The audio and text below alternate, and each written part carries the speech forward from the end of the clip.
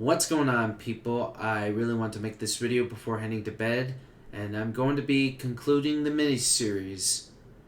That is part 3 of my PlayStation game collection.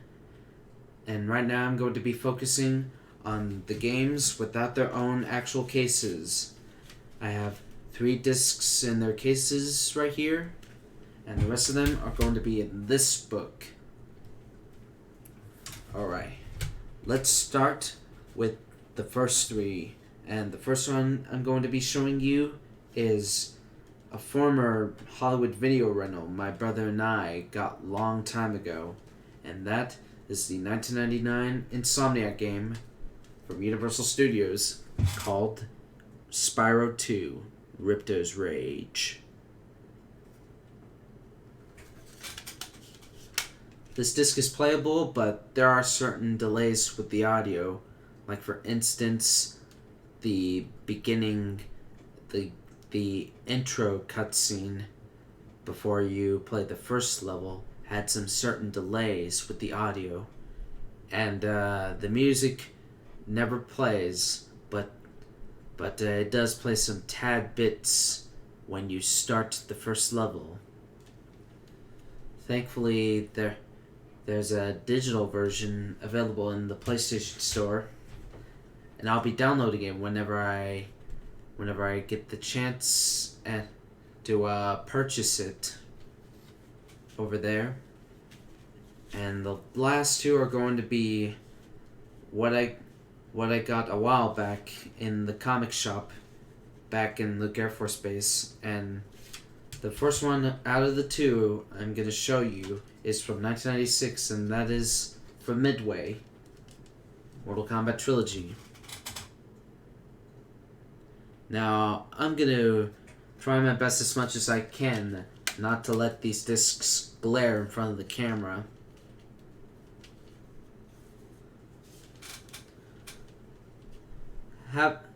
I have not tried it out yet, but I'm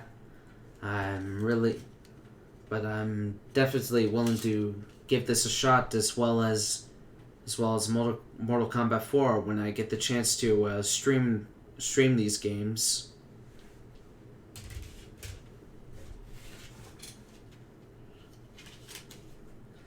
Alright, the last one out of the 2, or last one out of the 3 games and discs, I mean, not discs, cases, and that is the 1999 Disney game from Activision called Toy Story 2, the Buzz Lightyear to the Rescue. I also own a Nintendo 64 version,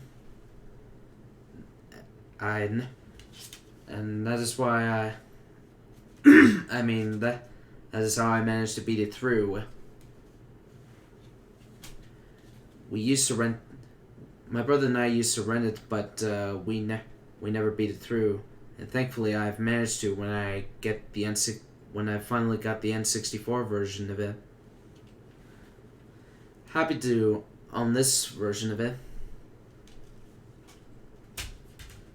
Honestly, I prefer this one over that one. I feel the music is much better is slightly more better than the N64 version. They're both the same, but except it doesn't have cutscenes, and there are a few better musical cues in the PS1 version than the N64 version. Now that I got those 3 out of the way, let's jump right into the rest of them. The first one I'm showing you is Scooby-Doo and the Cyber Chase from 2001, and is from THQ. I played it, and it's a decent platformer. I also love the movie in which the game is based on. And next up is another movie-based game, and it's from Acclaim Entertainment before they went on to work on the Turok games, and that is Space Jam. As a kid, I remembered it being okay.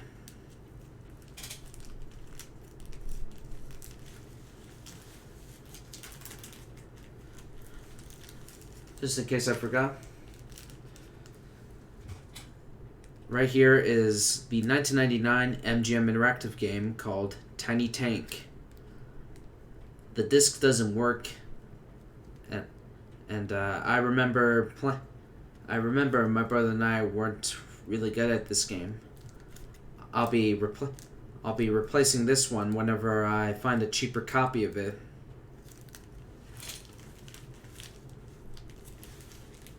Next up is the 1998 remake of the 1981 Konami platformer, and that is Frogger from Hasbro.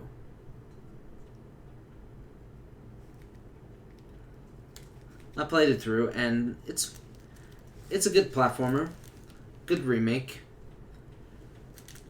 And right beside Frogger is The Land Before Time: Return to the Great Valley. That's a 2000 sound source game from Universal Studios.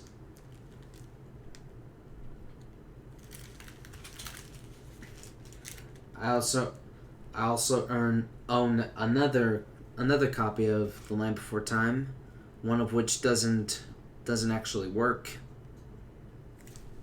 I had to clear my throat. Yes, it's really irritating. And right beside it is Crash Bandicoot 2: Cortex Strikes Back, a 1997 Naughty Dog game from Universal Studios.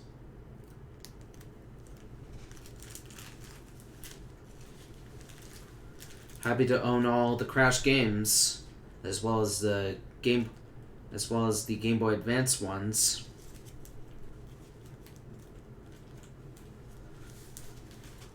Including Crash Twinsanity in a triple game box set. But next to are two Jurassic Park games from both DreamWorks and Electronic Arts. First one from 1999 is Warpath Jurassic Park, which is a dinosaur fighting game. I had a lot of fun. I had a lot of fun with it a long time ago, and it still works really good on my PS3. And The Lost World Jurassic Park is from 1998. This is The Lost World. I also own a special edition of it. And if you haven't seen it, I suggest you check out part 2 of my collection. And the only difference between this one and the special edition is the special edition includes checkpoints and an extra T-Rex level.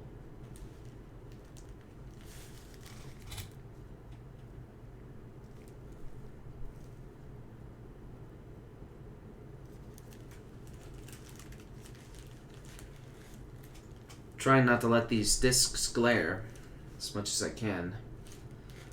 Next to are two Resident Evil games, one of which is a light gun first-person shooter from 2000, and the first one is from 1996, and this is the original Resident Evil release from 1996. There are 3 versions of it for the PS1, one of which this is the first one, like I said.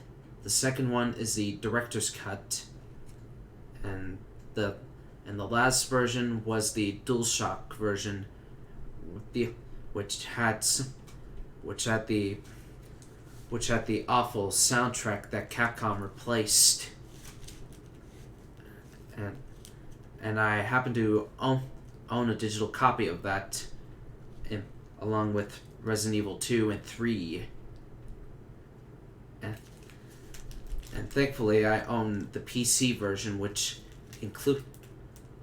still includes the original soundtrack, as well as an uncut intro that includes not only some of the uncut blood and gore and violence that were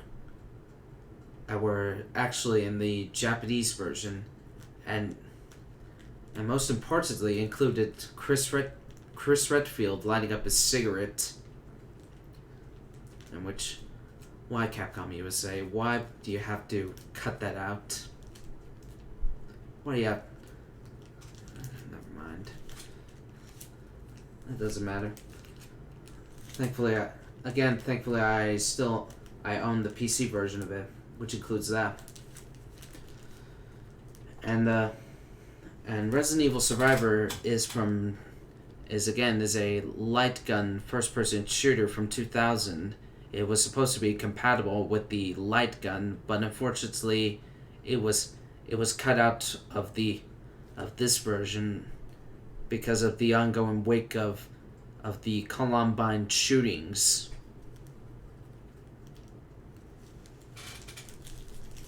So that really sucks. From what I saw on YouTube, Survivor doesn't look any good.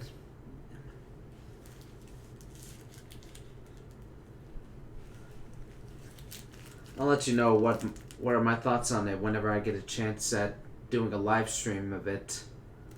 A live stream series of it. But next up right here is from 1997 from Fox Interactive, and that is the game adaptation of Independence Day, which is a classic sci-fi movie I grew up with. If you ask me, I played it through. First time when my brother and I were really young, we were never really good at it. But as years went by, as I understood much of the game's premise, I've managed to beat it through.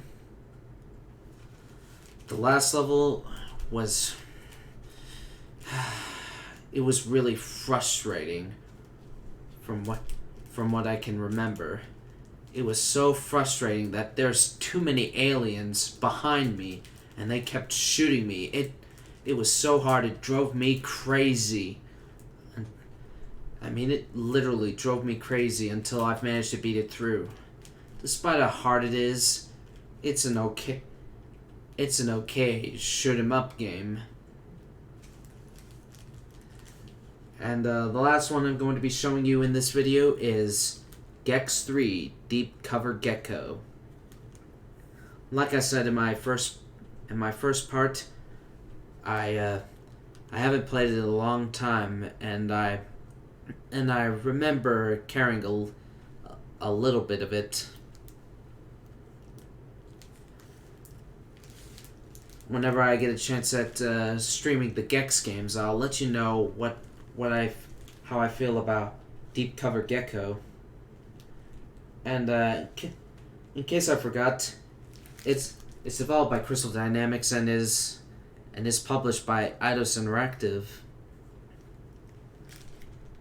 Sorry for the glare.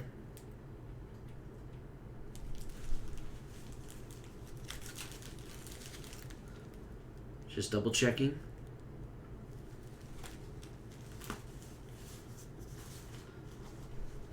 Now, before I close this video, I really want to ask you, what are your favorite games growing up? What console did you first own, unless you play